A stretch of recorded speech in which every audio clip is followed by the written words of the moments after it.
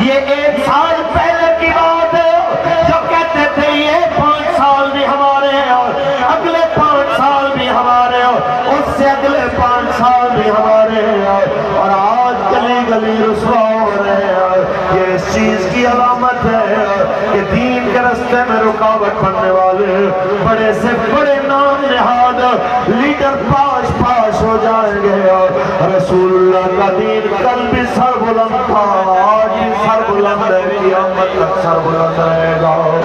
حیدر مولوی صاحب تم سے کیا حکومت چلنی ہے، تم سے کیا اقتدار چلنا ہے، اور تمہیں تجربہ نہیں ہے، تم آکسفورڈ سے کون سے فاضل ہو، کون سا تم نے 2-3 دفعہ حکومت چلائی ہوئی ہے۔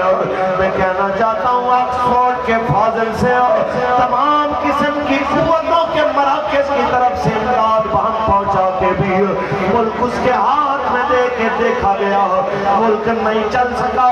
جو اپنے آپ کو تجربہ کار ٹیم کہتے تھے وہ چوچو کا مربع بھی اکٹھا کر کے دیکھ لیا، ملک نہیں چل سکا، نہ چل سکتا ہے۔ یہ ملک جس نام پہ بنا تھا اسی رستے پہ واپس آئے گا تو صحیح چلے گا۔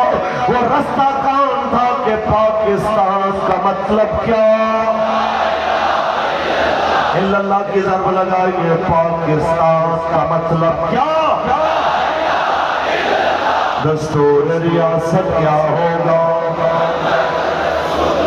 جہاں پہ خودداری سے زیادہ غیروں کی چمچاگیری پہ فخر کیا جاتا ہو، آج افریقہ آپ کو گرے لسٹ سے نکالتے ہیں، تو جو اپنے آپ کو کہتا تھا میں غلام نہیں آزاد ہوں، وہ کہتا ہے میری وجہ سے نکلے ہیں کہ میں نے ان کے کہنے پہ آنکھ بند کر کے ایک دن میں 32 بل پاکستان کی اسمبلی سے پاس کیے ہیں، لیکن ناموس رسالت کا قانون 34 بندے لبیک کے شہید کر کے بھی پاس نہیں ہونے دیا۔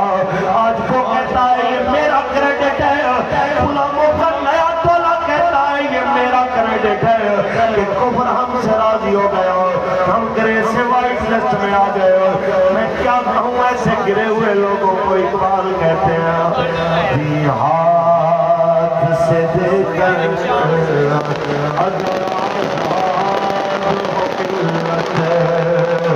دی ہاتھ سے دے کر اگر آزاد ملت ہے،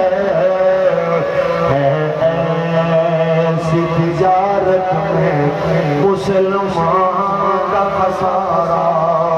کوئی بتائے تمہیں یہ کفر کی رضامندیاں کسی صورت مسلمان کے لیے عزت کا باعث نہیں ہے۔ پھر پوچھا جائے اقبال ہماری عزت کیسے بحال ہو سکتی ہے، تو اقبال کہتا ہے تیری سرحد کے ساتھ ملحقہ، تیرے ملک کے ایک صوبے بلوچستان جتنا ایک ملک جو پوری دنیا کی پاور اور حکومتوں سے ٹکر لے کے رسول اللہ کے دین کو نافذ کر چکا ہے، آج پوری دنیا میں بغیر سود کے انہوں نے بجٹ بھی پاس کر دیا ہے، اور جناب اس کے باوجود وہ سر اٹھا کے جی رہے ہیں۔ وجہ کیا ہے؟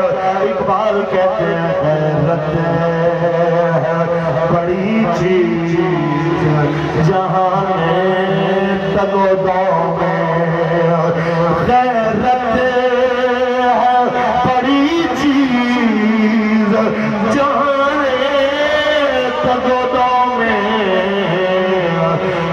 پہناتی ہے درویش کو تاج